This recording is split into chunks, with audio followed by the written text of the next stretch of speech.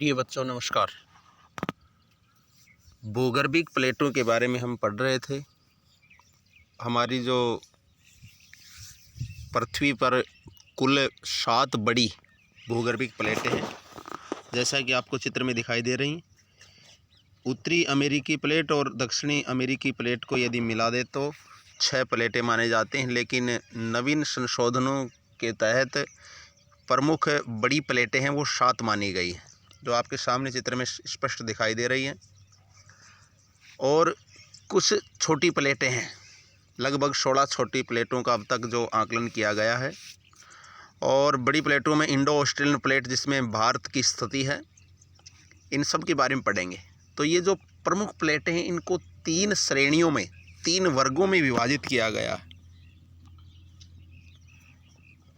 2.1 चित्र में स्पष्ट दिखाई दिया है। देखो, जैसे मैं आपको दिखाया था, 2.1 चित्र में ये अभिसारी परिसीमा, रूपांतर परिसीमा और अपसारी परिसीमा, इन तीनों जो श्रेणियों के बारे में हम एक एक करके पढ़ेंगे। कुछ प्लेटें एक दूसरे के करीब आती हैं और अभिसारित सीमा का निर्माण करती हैं। इन्हें अभिसारी प्लेटें कहा जाता है। जबकि कुछ प्लेटें एक दूसरे से दूर जाती हैं और अपसारित परिसीमा का निर्माण करती हैं। जब 2 प्लेटें एक दूसरे के करीब आती हैं तब या तो वे टकरा कर टूट सकती हैं या एक प्लेट फिसल कर दूसरी प्लेट के नीचे जा सकती है। जैसे हमारी भारतीय प्लेट है बच्चों, ये यूरेशियन प्लेट के नीचे धंसती जाती है। कभी कभी वे एक दूसरे के साथ क्षैतिज दिशा में भी गति कर सकती हैं, मतलब विपरीत दिशा में से, जो आगे पीछे, क्षैतिजों की ओर, ध्रुवों की ओर कहें बच्चों, और रूपांतरित परिसीमा का निर्माण करते हैं। इन प्लेटों में लाखों वर्षों से हो रही गति के कारण महाद्वीपों की स्थिति और आकार में परिवर्तन आया है।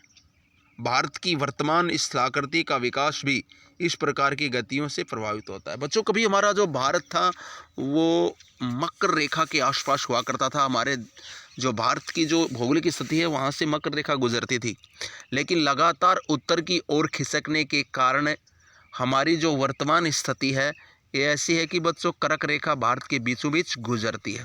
तो हमारा जो भारत था कभी दक्षिणी ध्रुव का हिस्सा हुआ करता था, आज उत्तरी ध्रुव में स्थित है। ये कारण है कि कभी यूरेशियन प्लेट और भारतीय प्लेट के बीच एक विशाल जो टेथिस सागर हुआ करता था बच्चों, लेकिन लगातार उत्तर की ओर खिसकने के कारण जो टेथिस सागर था उसमें वलन पड़े और उस जगह जब यूरेशियन प्लेट से भारतीय प्लेट टकराई तो उस जगह हिमालय पर्वत का निर्माण हो गया। भारत की वर्तमान स्थलाकृति का विकास भी इस प्रकार की गतियों से प्रभावित हुआ है।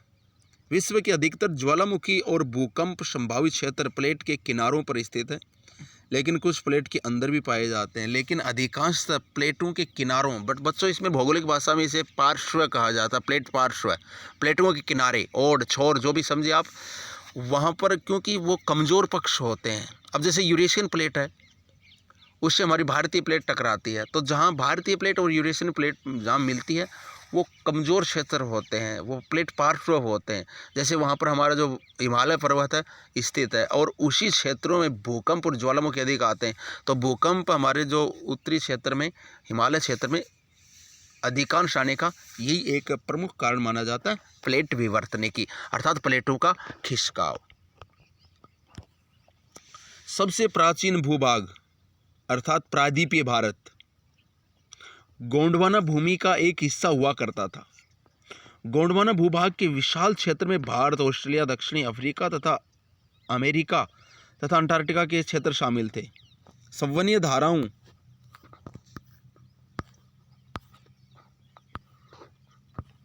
भूप्रपटी को अनेक टुकड़ों में विभाजित कर दिया और इस प्रकार भारत ऑस्ट्रेलिया की प्लेट गोंडवाना भूमि से अलग होने के बाद उत्तर दिशा की ओर प्रभावित होने लगी। उत्तर दिशा की ओर प्रवाह के परिणाम स्वरूप ये प्लेट अपने से अधिक विशाल प्लेट यूरेशियन प्लेट से टकराई। इस टकराव के कारण इन दोनों प्लेटों के बीच स्थित टेथिस सागर भू अभिनीति बोलते हैं बच्चों जो छिछले सागर हैं कि अवसादी चट्टान वलित होकर, मतलब मोड़दार होकर के, वलित वलय से वलित शब्द बना है, मोड़दार चक्कर घेरा, मोड़दार होकर हिमालय तथा पश्चिम एशिया की पर्वतीय श्रृंखला के रूप में विकसित हो गई। गोंडवाना भूमि ये प्राचीन विशाल प्रायद्वीप पेंजिया का दक्षिणतम भाग है, जिसके उत्तर में अंगारा भूमि है। तो जो जैसे वेगनर महोदय ने बताया है कि एक विशाल भूखंड था जिसे पेंजिया कहा जाता था, और उसमें विखंडन हुआ और वो अलग अलग दो भागों में विभाजित हो गया, और उसी का एक हिस्सा है गोंडवाना भूमि, जो दक्षिण हिस्सा था पेंजिया का दक्षिणतम भाग। उत्तर में अंगारा लैंड या अंगारा भूमि है। टेथिस के हिमालय के रूप में ऊपर उठने तथा प्रायद्वीपीय पठार के उत्तरी किनारों के नीचे धंसने के परिणामस्वरूप एक बहुत बड़ी द्रोणी का निर्माण हुआ। घाटी समय के साथ साथ यह बेसिन उत्तर के पर्वतों एवं दक्षिण के प्रायद्वीपीय पठारों से बहने वाली नदियों के अवसादी निक्षेपों द्वारा धीरे धीरे भर गया, और इस प्रकार जलोढ़ जमाव यानी निक्षेपों से निर्मित एक विस्तृत समतल भूभाग भारत के उत्तर के मैदान के रूप में विकसित हो गया।